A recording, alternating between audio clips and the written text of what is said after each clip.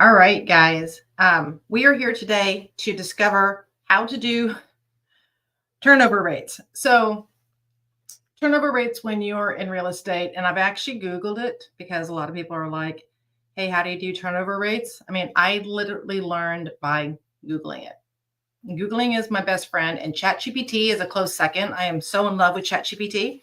So, if you're looking at this, let's make sure you can look at the actual screen. All right. So if you're looking at the screen, it says here that the turnover rate is you take the number of homes sold in a specific time frame and divide it by the number of homes that are in that area or community, and then you get a percentage. And you want to know what the percentage is because you want to know if an area has good turnover. And why is this important? If you are in real estate and you say you want to farm a specific subdivision and you love that subdivision, you may even live in that subdivision and you're like, this is a great subdivision. I know everything about the subdivision. So I want to make sure that this is a subdivision I work. But if you find out that out of 100 homes in that subdivision, there's only 2 sales every year, that is not a good subdivision to farm because the likelihood of you getting to sell one of the 2 homes in there probably isn't very good. Also, if a subdivision has really, really good turnover rates, but there is already an agent that is dominating that neighborhood, it's not to say that you couldn't end up getting a share of that, but how long is it going to take to get you a share of that neighborhood? And what is it going to cost before you finally get there? So before you start picking an area or deciding how much money you're going to spend, let's look at how you make that determination. So let's start with the fact that we already know how to use the formula, but let's go into how do you actually do this. So you're going to go to your multiple listing service. You're going to go to your own database. We use Stellar in my area. So this is what I've got. You probably have something completely different, but it's going to work the same way. And let's see here. If you've got any questions as I'm going through this, or if it's like it's confusing to you, just drop a comment in there. Or if you want to send me a message, I will. If I don't see it right now, then I will catch it later and get back to you. So I'm going to use areas that I'm already familiar with so that this isn't going to be too long or too painful for you. And here's what we're going to do is if you're trying to decide, let's say you're brand new to an area or you don't even know about the community, like you're new to real estate and you're like, okay, well, I don't even know what subdivisions I should be going for. Well, this is going to be the fastest way to find out which subdivisions you're going to want to do your research for. So first of all, go to do a search. We're going to do a residential search. It doesn't matter if it's quick or detail in this view. And in this residential search, I'm just waiting for the screen to catch up here. We're going to go to look for only sold homes. That's all I want is I want only sold homes. And I'm going to say it's going to be a county. This is just going to help me narrow it down. I could go to the city, but some of the best neighborhoods are not in the city of Gainesville. They are in the county. So I want to make sure that I'm not leaving anything out. So now, what do you want to work with? When you're doing this, you could pick that you want to know about townhouses or condos or single family homes. I particularly like to work with single family homes. So in my search criteria, when I'm looking for the kind of product that I want to end up working with, I want to work with single family homes. So I'm going to select single family homes only. So here I've started, I'm looking for sold information. I'm looking for the county and I want single family homes. Now, it doesn't matter to me, what the sold information is as far as the range, but to show you, I will use for the entire year. You could use a calendar year, or you could just use from this date back. Either one's going to be fine. I'm going to say 365 just so I can get an idea. And it says here that there were 2,543 homes sold in Alachua County in the last 365 days. That is a lot of homes. Okay. Now, oh, the other thing I want to know is I don't want new home sales because I'm not going to get those. I'm not going to target those people. So that still brings us down to 2,045. That is not a huge number. I mean, that is still a large number, but for our area, it's a pretty good number. All right. So now we've got just over 2,000 homes sold in our particular county. You see here where it says legal subdivision, that's what we're looking for. So these are all grouped by subdivisions. And I'm looking for something that has a lot of homes sold in that subdivision. So as we're scrolling through here, you can see that Arbor Greens has got a lot of sales in there. Bailey Estates in High Springs has a lot of sales. And that's what you're going to do. So let me write this down.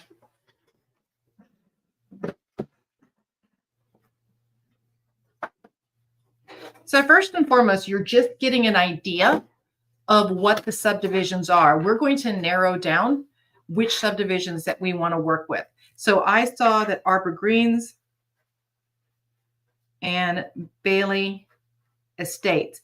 Now, Bailey Estates, to me, yes, there's a lot of homes that have sold in there, but it's further than I want to drive. High Springs for me is about 20 to 30 minutes. And I know that doesn't sound like a lot to many people, but I do not want to drive 30 minutes out and 30 minutes back. I know that in Gainesville, there is a lot of business to be had within a 5 to 15-minute drive of me. So I still want to do the research just to see, would it end up being worth my time to start driving that far, or is it not going to be worth my time? So something else, we've got Black Acres in here. Blues Creek. Blues Creek seems to have a lot of turnover, more than Black Acres. So we'll say Blues Creek. And that is only like 5 minutes away from me. As I look through here, Brookfield looks like they've got more sales than Broadmoor. So let's keep on Brookfield. And as you're seeing this, there's 2,000 in here. You probably, I would go through all 2,000, yes. And I'm just quickly looking. Carroll Estates is just not where I want to drive to. This is how you can find out, like, where are people wanting to live? If you're thinking, okay, which areas do I need to learn about? This is how you're going to go and do it. So Countryside, we've got Countryside Forest, and we've got Countryway of Newberry. Deer Run. They seem to be on average with everything else, but nothing seems to be a standout. I'm not seeing anything in here like, oh, when I look at it, there's, 20 homes in there. Florida Park does have a lot. Forest Ridge, Fort Clark Forest, Grand Oaks is a new development. Hale Plantation for us, that's just a massive master plan community. And it's going to require, see how many homes are sold in there. It's just going to require more work than I'm wanting to deal with. So I'm not going to go into Hale Plantation. Let me look at a little bit more. There's one that we're getting close to that I think will pop up in here pretty well. Okay, so one of the subdivisions I do like is Longleaf. You can see here how many homes have sold in Longleaf. So there are a lot of sales. It is an area that people do want to live. But we have to decide, does it already have a dominant agent? Is it going to be worth the time and effort to break into this neighborhood? And that's one of the things I do want to show you. And that's why I'm specifically picking that one. Another one that you see is Mentone. So that's what you're going to do is you're going to pull the list. You're going to see all the homes that have sold within a time period. Like I said, I like to go back just 365 days. I don't go year to year. Let's say I was looking at all of 2024. The reason I don't want to go all of 2024 is right now we are in July of 2025. So what was hot January of 2024 may not be hot right now. So I would rather look at the last year, the last 365 days, because that's where the activity is. And so that's why I go 365 days back and I don't go by year. Northwood Pines has got a lot going on as well. So you see now how to at least narrow down your neighborhoods. Now, why am I not counting how many homes are sold using the multiple listing service?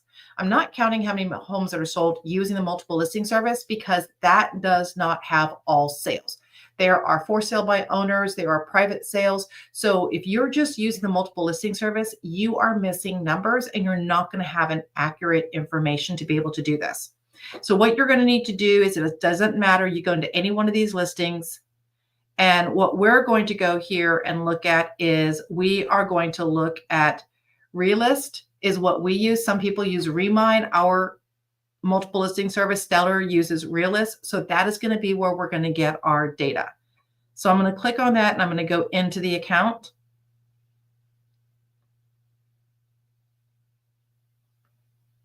And this is where setting up an Excel spreadsheet is really, really going to help. So the first thing I want to do is I want to search over here. I've got like a custom search. I'm not going to show you how to set up a custom search. This is where you're going to want to Google it or get a hold of your Realist or Remine and either watch a video or have them walk you through it. But I've got mine set up for subdivisions. So here, I want to select by subdivision and I'm going to put in there, let's look at Longleaf first because I told you it was pretty big. So I'm looking for the subdivision of Longleaf and I am going to just select all of them. I'm going to hit apply and you see they pop up over here and I'm going to hit search.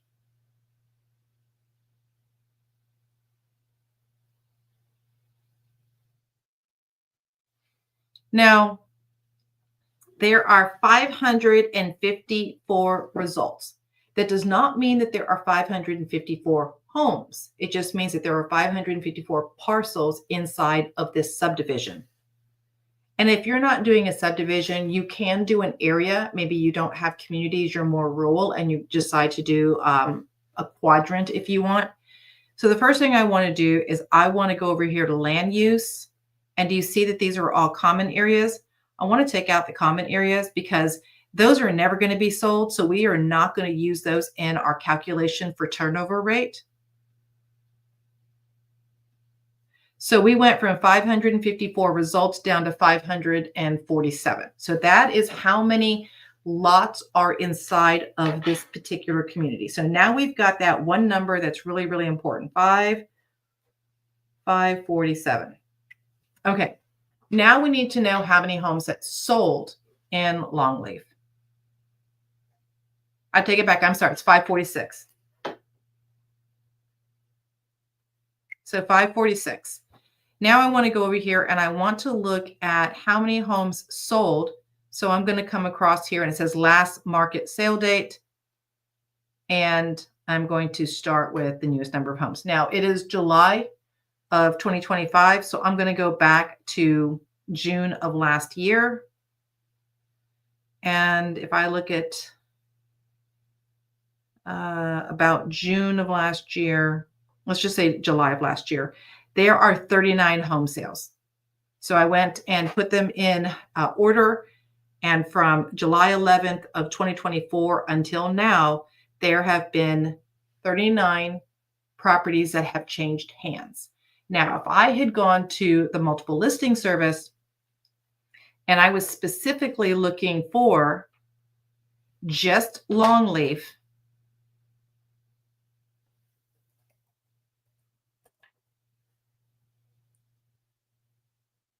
it does say 39. It would have caught them all. Nobody did a for sale by owner. But if it would have said there were like 35 homes sold and you found out that there was 39, you wouldn't have the right data.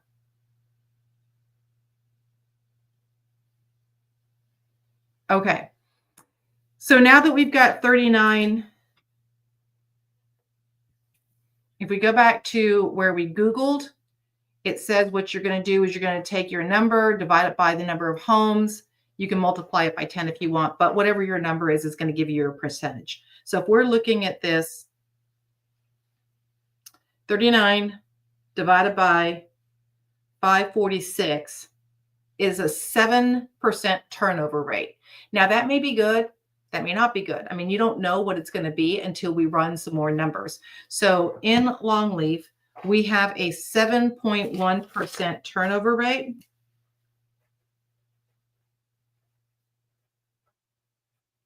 Okay. The next thing that's important to know is what is your average sale price in there? Now we can see homes that have sold in there 500, 300, 400. You know, it's giving us an idea of what those homes are sold. You can go the long way and you can take, add them all up. I don't want to add up 39 in there. This is where I will go to the multiple listing, your multiple listing service. Ours is Stellar. And even if I didn't have them all, I'm just looking for a rough number. And if I go here and look at the stats on the home sold, on average, a home price in there is $407,000. All right, well, that's pretty good. I would like to work in the $400,000 price point.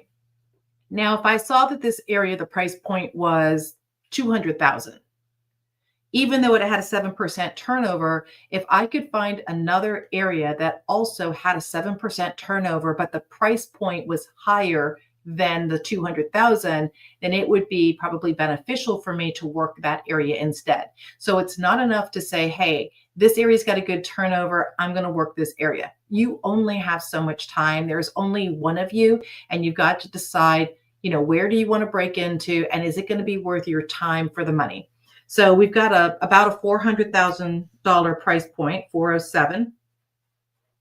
Now, remember I told you you need to know who is the dominant agent in your area, or if there is a dominant agent in your area. So what we're going to do is go back to our multiple listing service just because it's the fastest.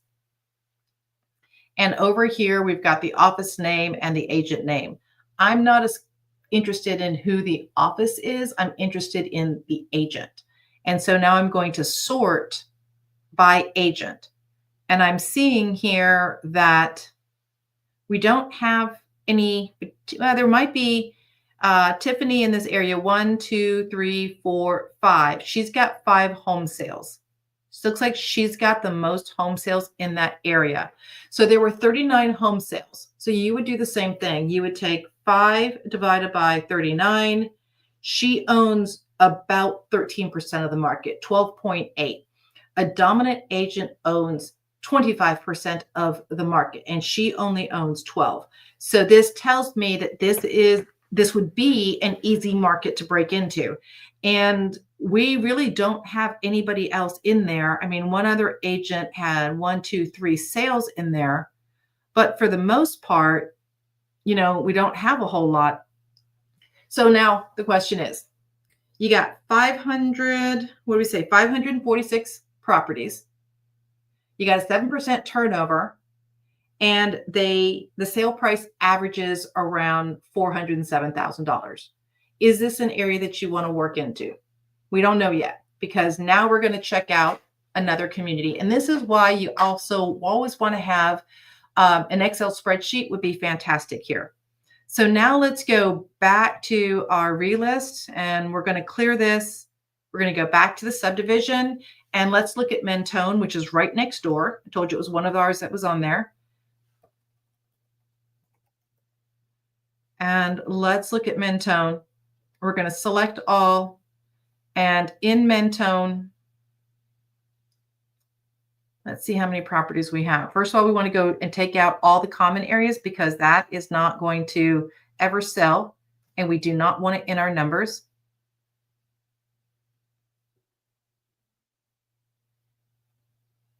That leaves us with, in Mentone,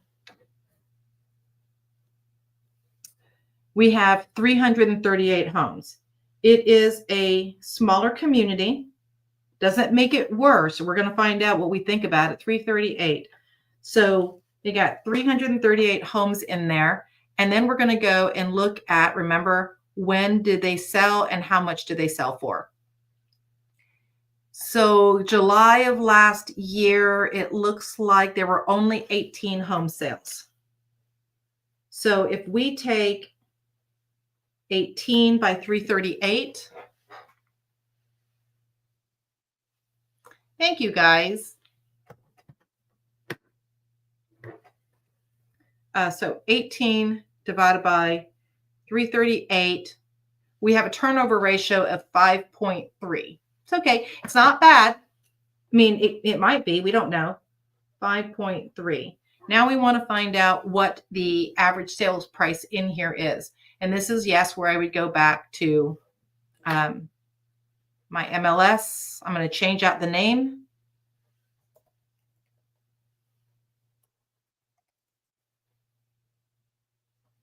And see, there's one more sale in the MLS that wasn't in there. I might have got it a little cut off. So the average sale price in here is $393,000.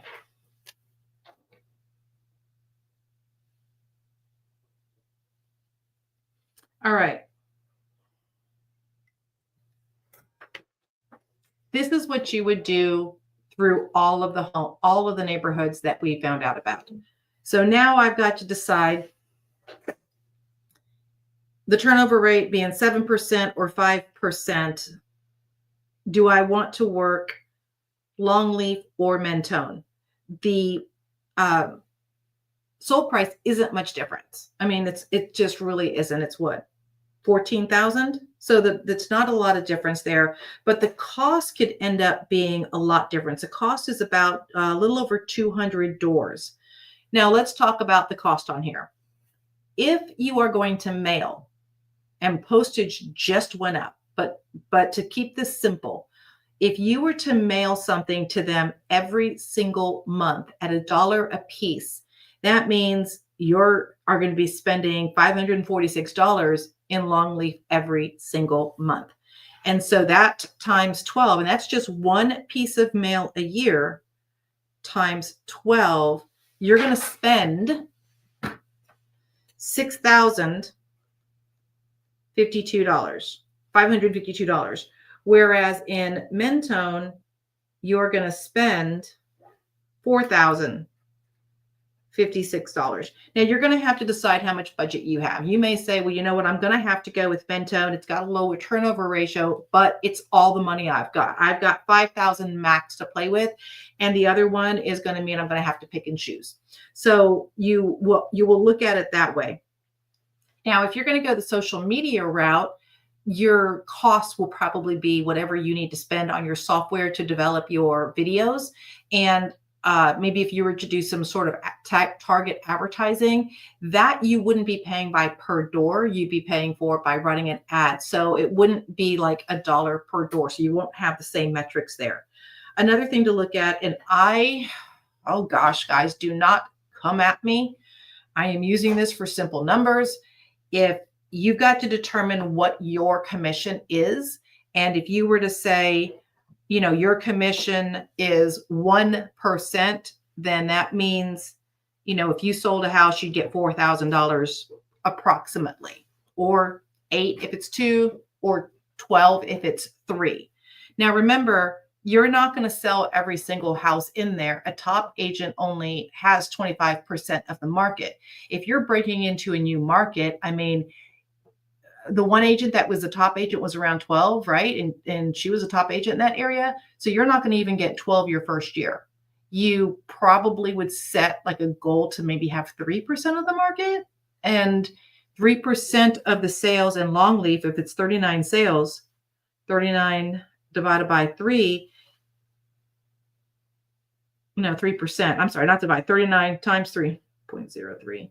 That means you might get 1/2 sales. So in your first year, let's give you let's give you a good future. Let's say you're going to get 2 sales in your first year in longleaf because you were going to be so aggressive and you're going to be so consistent.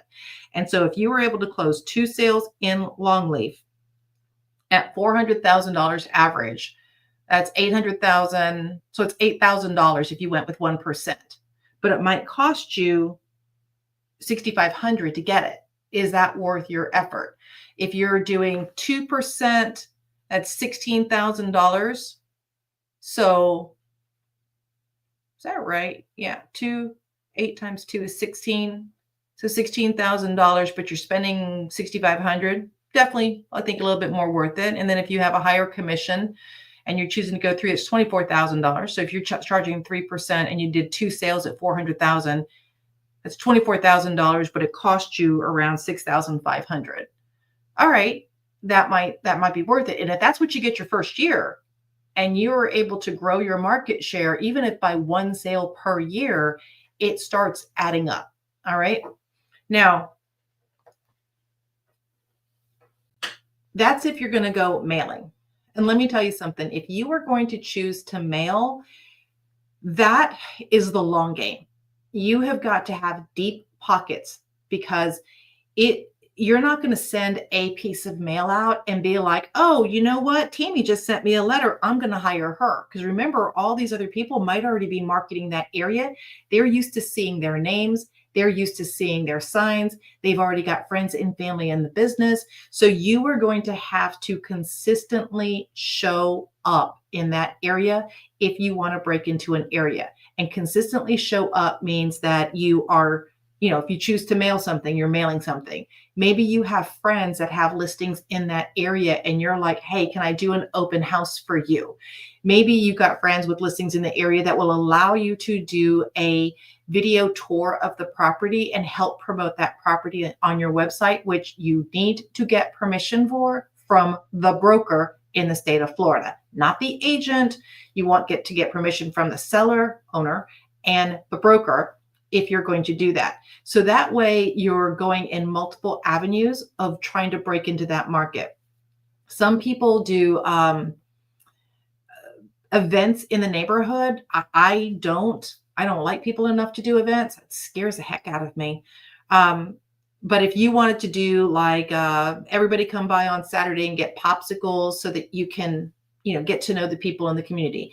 But think smart on how you're going to start what we call farming the community. And farming isn't always just mailing a piece.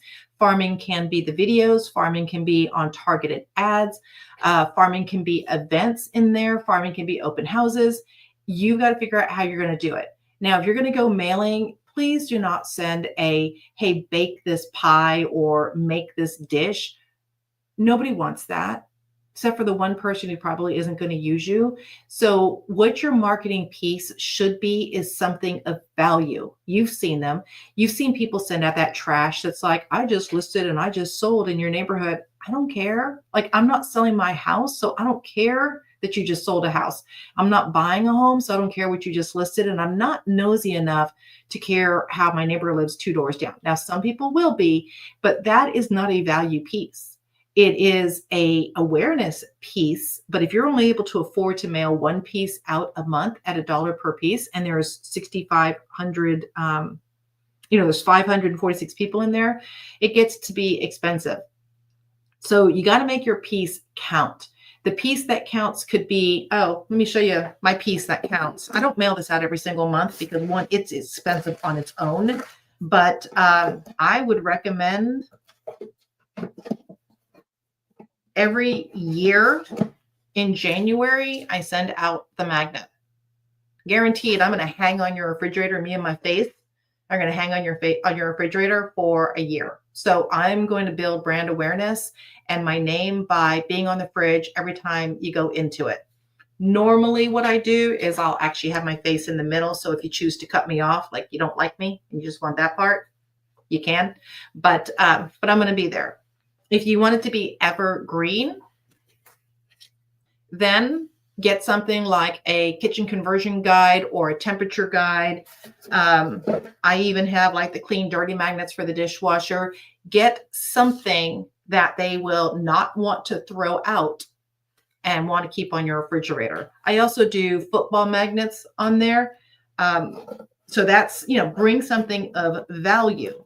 And when you have to send out your next pieces, decide what is valuable to that community, because what's valuable to one area is not valuable to another area.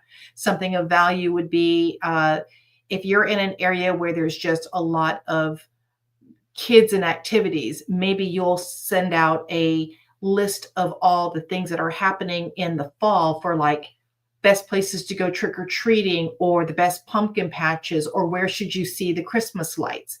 So somebody would want to hold on to that because they're like, oh, when that comes up, we want to do that.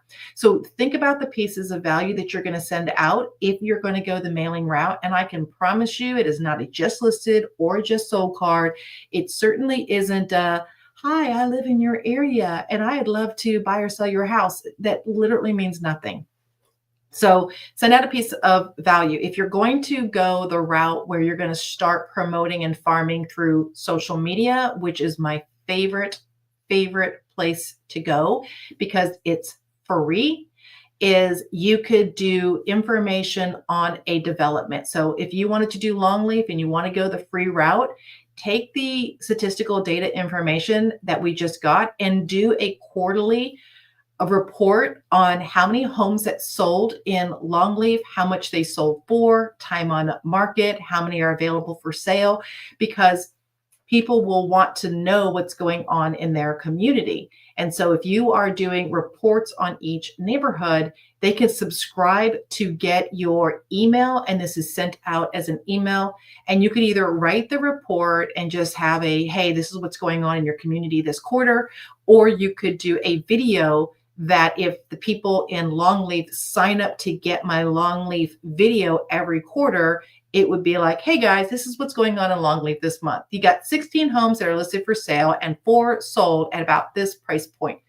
All the information that you have that we just literally pulled up right here on the screen that tells you, here, let me make it bigger for you, tells you everything that you can talk about in your video. And then you can send that out in an email, or you could do it as a post or a carousel, whatever you want to do.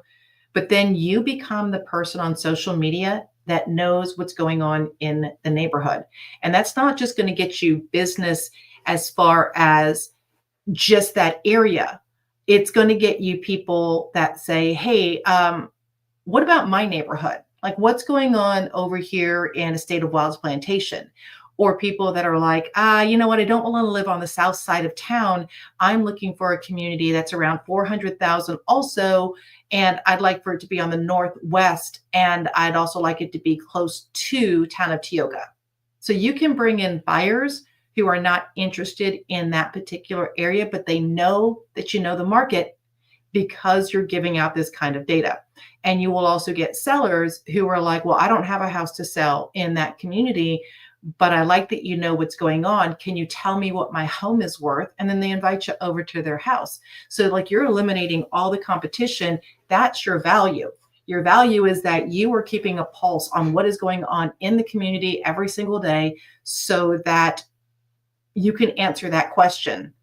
One of my favorite questions is, I want to live close to the University of Florida. I'm coming in with, my child is coming in for college in the fall. We want to get a place and buy it so that we're going to be here for 4 years, and it's got to be underneath 200,000.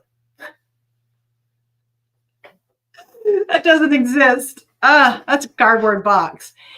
But if you are studying the data, you know that. Like, you aren't going to even waste your time going and saying, well, let me research that for you. Instead, you're going to be able to have a very quick conversation and say, hey, that's not a reality. That's just not going to happen. If you want a Roach Motel, we can find one for around 350 in that area. But if you want to live like you live in your area, I mean, that's $1 million home. So it allows you very quickly to just cut to the chase, save yourself a lot of effort. It lets them know, like, you know what's going on in the market. You don't have to keep running back and going, well, let me check into that. Let me check into that. It's kind of like when you go to the restaurant and you go, hey, what's in this sauce? And they're like, well, I don't know. Let me run to the kitchen.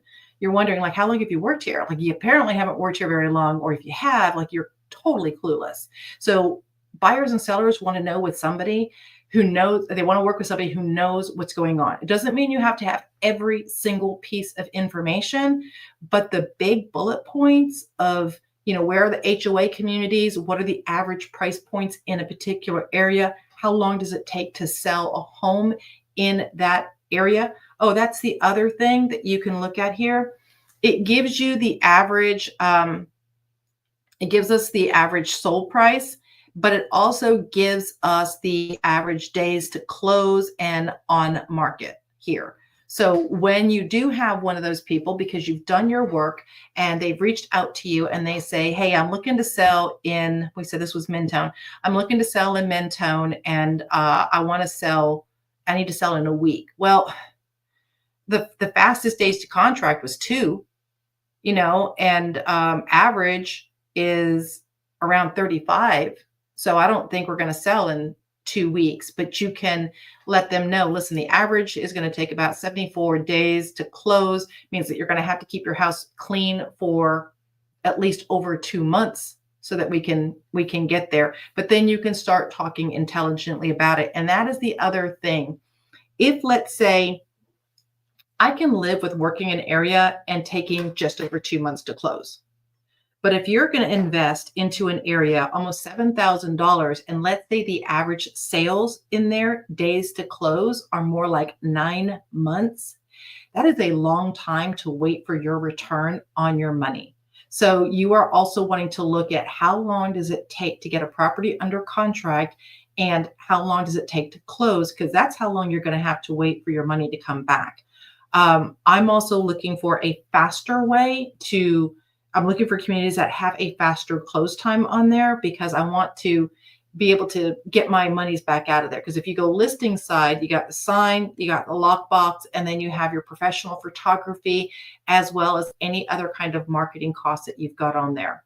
So let me recap this for you. Yep. Yes. Thank you. So let me recap this for you.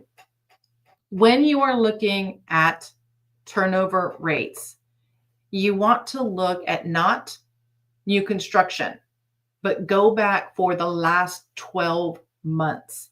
Go back for the last 12 months in a geographical area and find out what communities have had a lot of sales.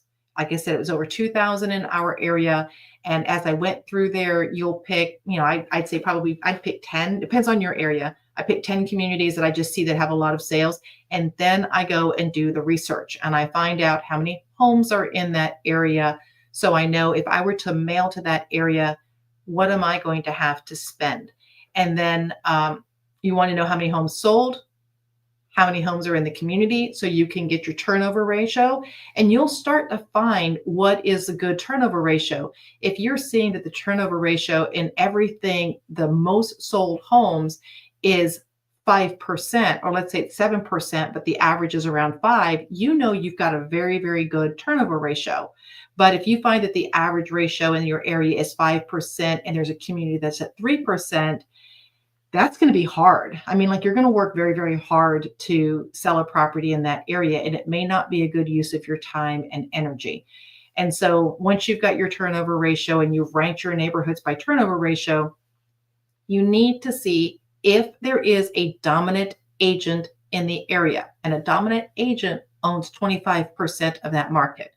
If there's a dominant agent, you got 9 other subdivisions. Hopefully you can go into those and not have to fight so hard for market share in this area.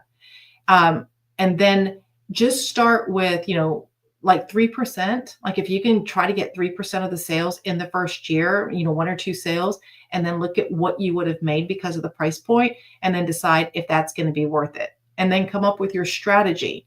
Mailing is expensive. If you've got deep pockets and you can wait, a good 9 months to a year for your first, call to come in, I'm very, very happy for you. But many people that go into the mailing route, they end up losing their money in the first 3 months. They've spent it all and they've got nothing left.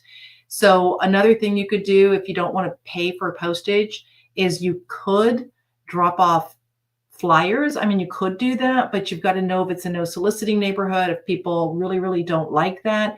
I mean, that can be a route. You could door knock. Again, you want to be careful if like that's a negative in the area. Some people will not use anyone that has door knocked, woke them up, and it's been inconvenient.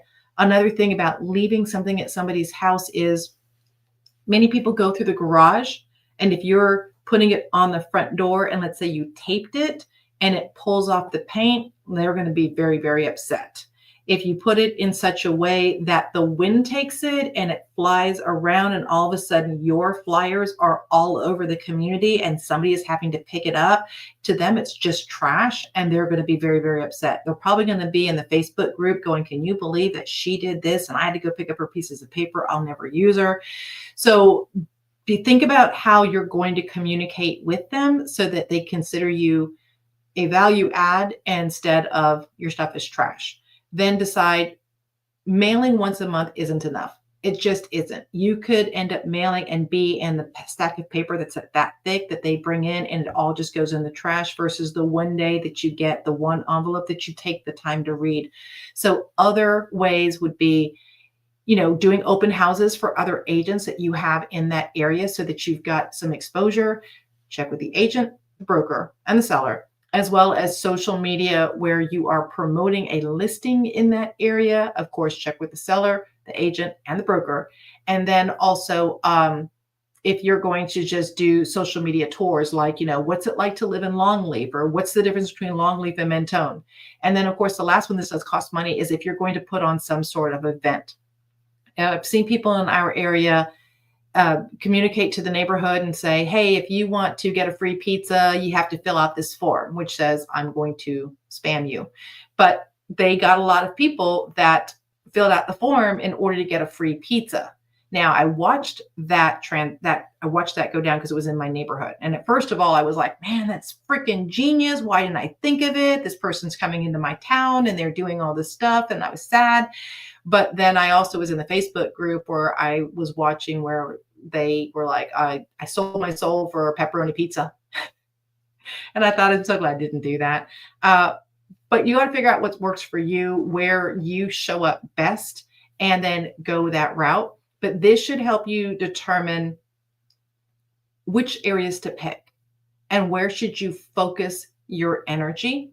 And while you're doing this, you're creating knowledge for yourself that you can share with other people to show them you know your business and that you are the one that they want to work with because you are knowledgeable and you can bring value to their situation, whether they are looking to purchase or they are looking to sell. And then they'll tell their friend, oh, so-and-so just said this about this area. And so that is how you're going to not only learn the specific areas, but you're also going to learn and get your message out there that you know the area. And then, of course, the last thing is like we said, what is the price point in that area to know if it's worthwhile?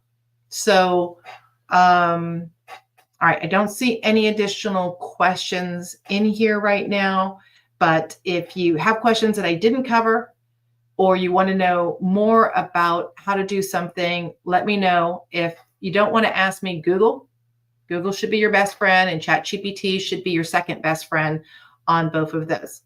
So thank you guys for watching. I hope you have an amazing day, and I'd love to hear what farm area that you decided to pick. Bye.